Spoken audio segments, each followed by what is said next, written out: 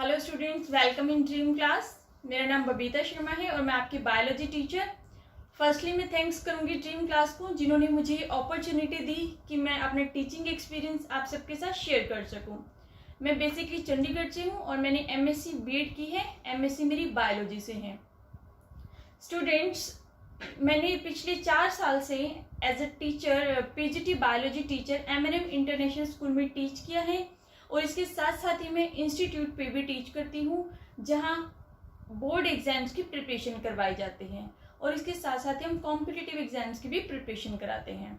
सो students, ये जो dream classes आपके लिए बहुत अच्छा ऑनलाइन प्लेटफॉर्म है, जहाँ से आप अपने सपनों को सच कर सकते हो। ड्रीम क्लासेस का मतलब ही है where your dreams come true. So students, जो सिलेबस रहेगा आपका एनसीईआरटी बायोलॉजी का, वो आपका कंप्लीट सिलेबस यहाँ आपको करवाया जाएगा। हर बेसिक कंसेप्ट आपके अच्छे से क्लियर करवाए जाएंगे।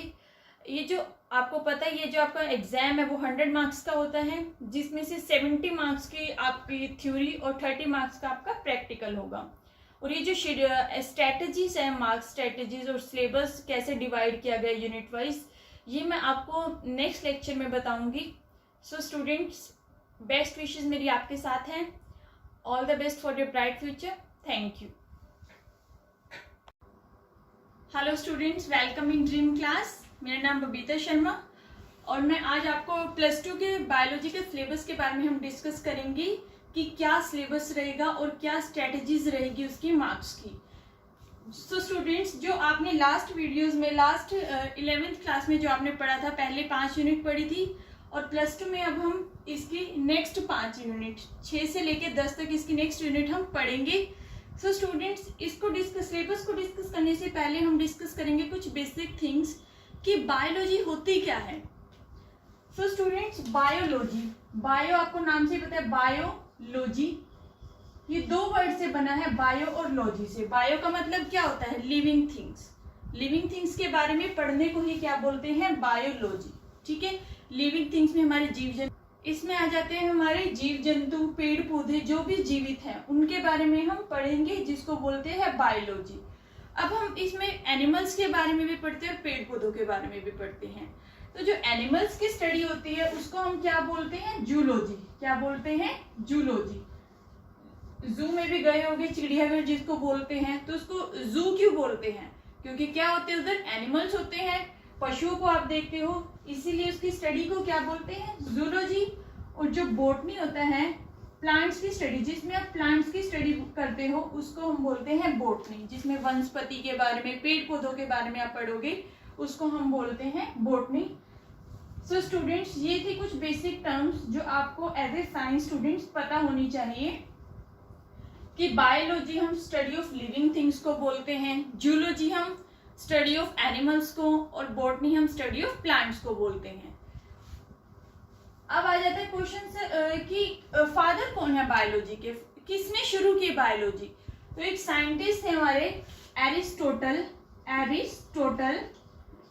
इनको फादर ऑफ बायोलॉजी भी कहा जाता है। क्या कहा जाता है इनको? Father of biology. ये इन्होंने बायोलॉजी की स्टार्टिंग की थी, स्टडी किया था इन्होंने एनिमल्स के ऊपर, प्लांट्स के ऊपर, तो इनको क्या भी बोलते हैं? Known as father of biology. तो ये कुछ बेसिक क्वेश्चन है आपके लिए जो आपका as a science students knowledge होनी चाहिए इनकी। अब स्टूडेंट्स, हम डिस्कस करेंगे +2 के सिलेबस के बारे में। तो इसमें आपकी 5 यूनिट है। इससे पहले की 5 यूनिट आपने अपनी +1 क्लास में पढ़ी होंगी। जो इसकी फर्स्ट यूनिट है, दैट इज रिप्रोडक्शन। क्या है वो? रिप्रोडक्शन। इसमें भी आगे ये आपकी 14 नंबर में आएगी। कितने नंबर में आएगी? 14 नंबर में। और इसके 4 चैप्टर हम इसमें पढ़ेंगे। पहला आता है रिप्रोडक्शन इन ऑर्गेनिज्म। रिप्रोडक्शन मतलब ऑफस्प्रिंग का बनना, नए ऑर्गेनिजम्स का बनना, वो सब किसमें पढ़ेंगे हम? रिप्रोडक्शन इन ऑर्गेनिज्म में, फर्स्ट चैप्टर में। सेकेंड आता है sexual reproduction in flowering plant. इधर फ्लावर ही क्यों बोला? क्योंकि फ्लावर ही जो होता है प्लांट में मेन रिप्रोडक्टिव ऑर्गन होता है। अगर जो प्लांट्स की बात करें तो रिप्रोडक्शन में नया पौधा कौन बनाएगा? वो फूल ही बनाता है।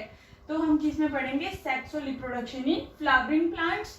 थर्ड आ जाता है ह्यूमन रिप्रोडक्शन, ह्यूमन बींग्स में कैसे रिप्रोडक्शन होती है, मतलब एक पेरेंट से कैसे जो न्यू इंडिविजुअल होते हैं वो कैसे बनते हैं, न्यू बेबी के कैसे बनते हैं, तो वो हम पढ़ेंगे ह्यूमन रिप्रोडक्शन में। फोर्थ आ जाता है रिप्रोडक्टिव हेल्थ, कि कैसे हमें हेल्थ को मेंटेन रखना चाहिए as a reproductive. So students ये 4 चैप्टर हम किस में पढ़ेंगे, रिप्रोडक्शन में, और ये आपके 14 नंबर में आएगी। डिटेल्स में हम चैप्टर वाइज इसको स्टडी करेंगे। आगे आता है जेनेटिक्स एंड इवोल्यूशन। यस, ये रिप्रोडक्शन के बाद ही, कि कई बार ऑफस्प्रिंग में सेक्सुअल के केस में ज्यादा चांसेस होते हैं नई स्पीशीज क्रिएट होने के, नई जाति बनने में, तो उसको हम क्या बोलते हैं, जेनेटिक्स और इवोल्यूशन। इसमें भी 3 चैप्टर आते हैं आपके, principle of inheritance and variation. Variation क्या आता है, बदलाव आना, जैसे जैसे ऑफस्प्रिंग बन रहे हैं एक समय पर बदलाव आने शुरू हो जाते हैं, जिससे नया ऑर्गेनिज्म बनता है, जिसको बोलते हैं इवोल्यूशन। क्या हुआ, इवोल्यूशन। तो आप इसमें भी 3 चैप्टर्स को स्टडी करोगे, और ये आपका इम्पोर्टेंट है, बहुत ज्यादा इम्पोर्टेंट है आपका ये, और इसको आपको एक एक चैप्टर को साथ साथ ही स्टडी करना है, क्योंकि ये थोड़ा मुश्किल भी रहता है बायोलॉजी में पार्ट, तो इसको ध्यान से समझना। और ये 18 नंबर का है, कितने का है, 18 नंबर का आएगा आपका।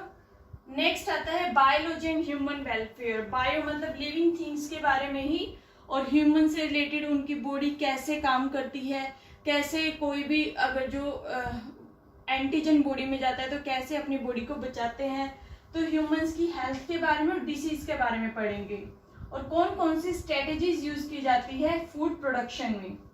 एक आता है microbes in human welfare. So students ये 3 चैप्टर हम पढ़ेंगे बायोलॉजी और ह्यूमन वेलफेयर में। नेक्स्ट आपकी biotechnology and its application. Biotechnology, living things पर कैसे कैसे न्यू टेक्निक्स अप्लाई की गई हैं, और ये कहाँ कहाँ अप्लाई किया गया है, एप्लीकेशंस। इसमें आपके 2 चैप्टर आएंगे, principles and processes, second is brief and its application. इसके बारे में डिटेल में पढ़ेंगे, और इसकी एप्लीकेशंस के बारे में। लास्ट आता है स्टूडेंट्स हमारा इकोलॉजी एंड एनवायरनमेंट। इको मतलब एनवायरनमेंट की ही स्टडी करने को बोलते हैं इकोलॉजी।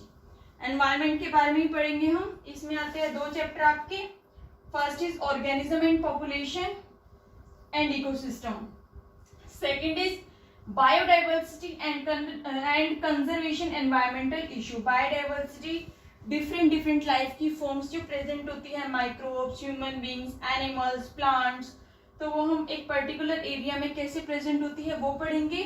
और एनवायरमेंटल के इश्यूज, कौन कौन से एनवायरमेंटल इश्यूज हैं जो प्रॉब्लम क्रिएट करते हैं, और उनको हम कैसे ठीक कर सकते हैं। ये रहेगी आपकी 14 मार्क्स की। तो जो पहली यूनिट है आपकी 6th यूनिट जो है वो रहेगी 14 नंबर में, सेकेंड जेनेटिक्स और इवोल्यूशन 18 नंबर में, बायोलॉजी एंड ह्यूमन वेलफेयर जो होगी आपकी 14 मार्क्स में आएगी, biotechnology and its application 10 number में होगी, और इकोलॉजी होगी आपकी 14 नंबर में। सो स्टूडेंट्स सिलेबस आपको पता चल गया। अब हम नेक्स्ट वीडियो से फर्स्ट चैप्टर स्टार्ट करेंगे, that is reproduction in organisms. ठीक है, इसको हम डिटेल में पढ़ेंगे। Okay, all the best for your bright future. Thank you.